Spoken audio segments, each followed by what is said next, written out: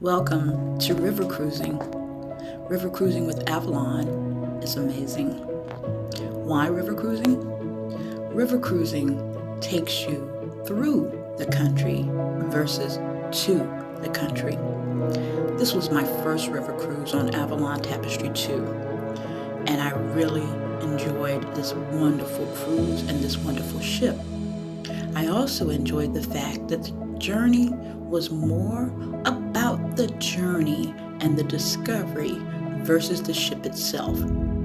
Although as we go through the ship, you'll see how beautiful and modern this ship is. So welcome to the TapestryII of Avalon Waterways. The TapestryII river cruise ship comes with 4 main floors.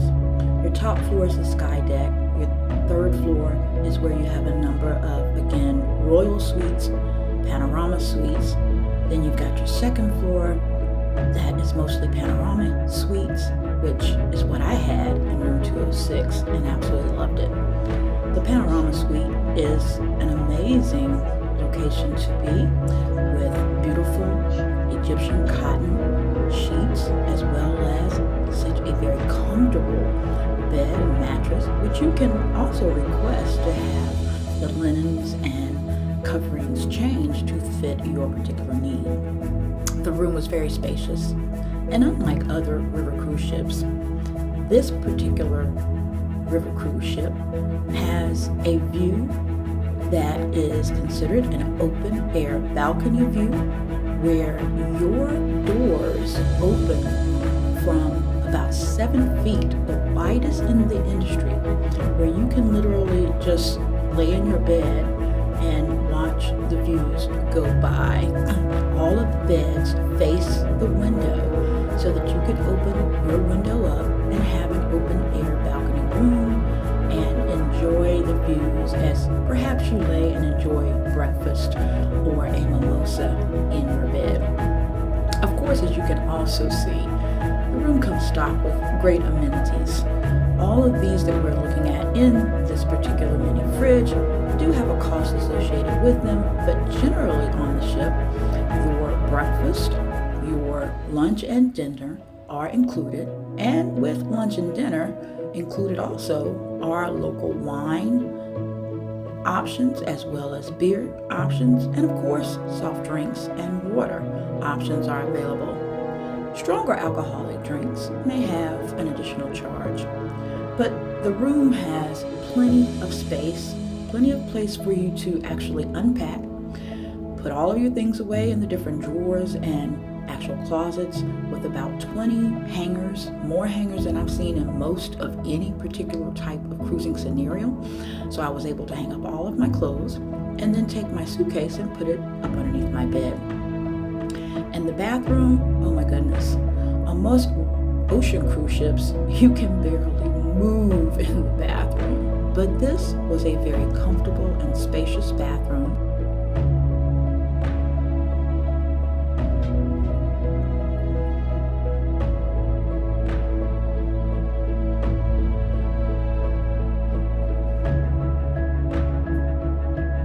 Two other things that I really loved about this bathroom was the premium amenities. La Octane, I love it, and the smell is amazing. The other thing I loved is the fact that it had so much storage space, very much like the room itself. I was able again to unpack all of my necessities, my toiletries, etc., find a home for them on the spacious shelving that was provided, and not have everything cluttered up on top of the counter. It was really great to have that additional space. I really felt like I was at home with plenty of space to maneuver through this particular bathroom.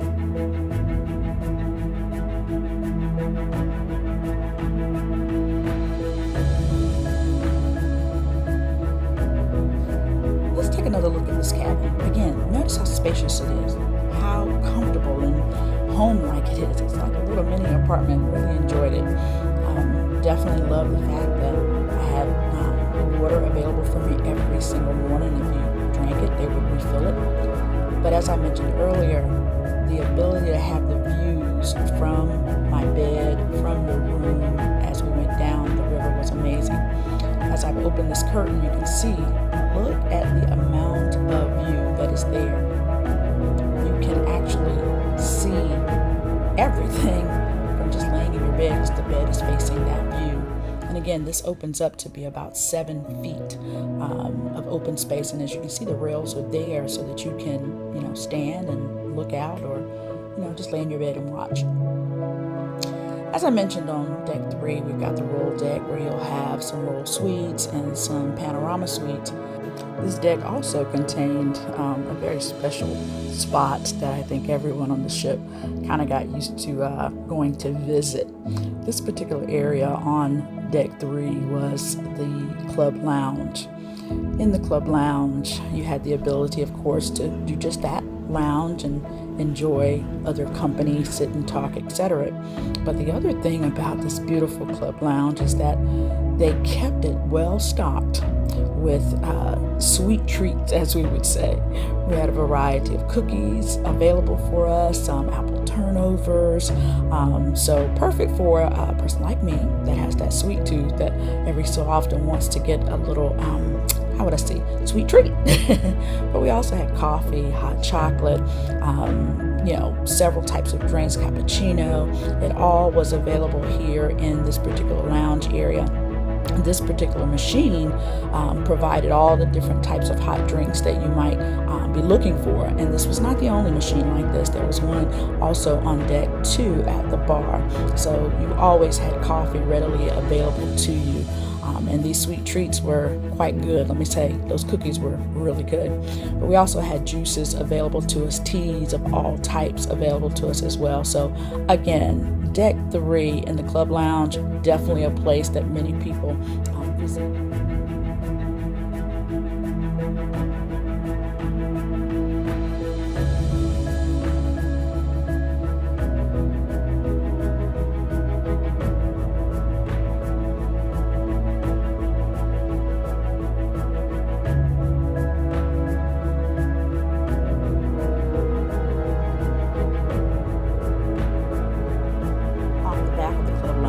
Was a great view from the rear of the ship.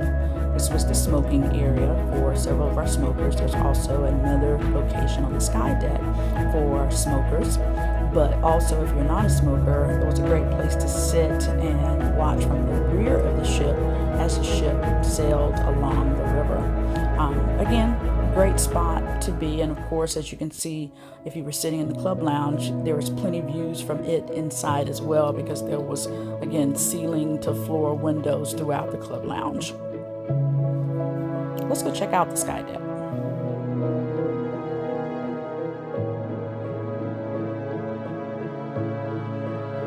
Welcome to the sky deck. I loved being on top of the sky deck, especially at sunset. There was such beautiful views from sitting at the top on the sky deck and watching the sunset. It was a great place also as we sailed down the river. If you didn't want to just sit in your cabin and watch the views from your panorama suite, you could go up on sky deck and find you a nice spot and watch the views from that particular area. And we didn't have very many people on the ship, so it was really a nice, quiet location to be. I sat up here several times. Of course, we have shade available for you if needed, but for those of us that wanted to get a little sun, because it was a little chilly during our visit, we were able to sit out in the sun and get a little heat upon our faces as we went along. But again, the sky deck was a nice place to come and sit and enjoy. Also on the sky deck, we did have a jacuzzi that was available for you that was heated, that people definitely could take part in and get in for a little bit. Of course, it wasn't very big though, but one or two people at a given time could get in and enjoy the amenity that was provided. There's also a bar that's located up here on the sky deck as well. So you have pretty much everything you need to be here. And then as you, of course, continue to walk forward, you would find the front area of the sky deck, which again was a great spot to sit and kind of watch as you went along. This Avalon sailing was considered an active discovery journey, which means you'll be active, and we're quite active throughout our time. Of course, the bikes were available for you to use as we were in different ports. You could get one, go and ride and discover the area on your own. But of course, there were several actual excursions that were bike rides that you were able to take part in as well. Now, let's go back downstairs to the front deck lounge area. Again, this was right off of the main panorama lounge where we spent many an evening sitting, talking, enjoying entertainment such as dancing, singing, piano playing, you name it. Everything kind of took place in this big lounge area. They also provided some type of, how would I say, small delight lunch, a la carte, if you would, was provided here on most days as well. If you didn't want to go into the actual dining room, you could come and grab a few things from this particular area. And then, of course, here we are back at the front lobby. As you would see when you entered, there are places that would have memorabilia as far as, when the ship was christened. And we did have a cruise director that was available to us constantly while we were there. And here's a good view of the dining room, and where we spent, again, several mornings, afternoons, and evenings enjoying the great tasting food along with the great service that was provided by this wonderful crew. The chef was excellent. They definitely catered to all palates, whether you were gluten-free, whether you had an allergy, you name it. All you had to do was let them know, and they would definitely take care of making sure you had exactly what you needed. Really enjoyed the buffet style that we had for breakfast, which is what you're looking at now. But for lunch and dinner, it was definitely a menu that was served to you based on your selection.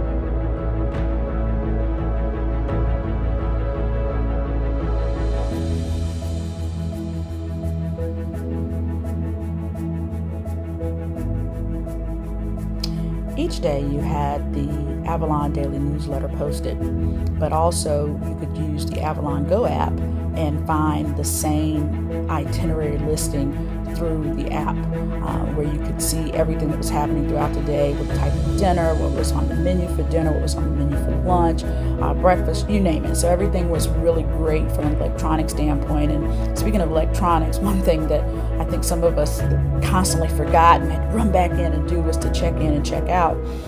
In this particular case, you do your check-in and check-outs on your own. No one is standing there kind of like on an ocean cruise, taking your card from you and scanning you in and out. So you do that yourself, which was another thing that I really liked about this cruise. Well, it's time to go. I hope you've enjoyed this view of this beautiful ship and our discussion of the experience on the ship. And I hope that you'll join Too Busy Not to Travel on our next river cruise. We look forward to having you aboard an Avalon ship with us here in the future.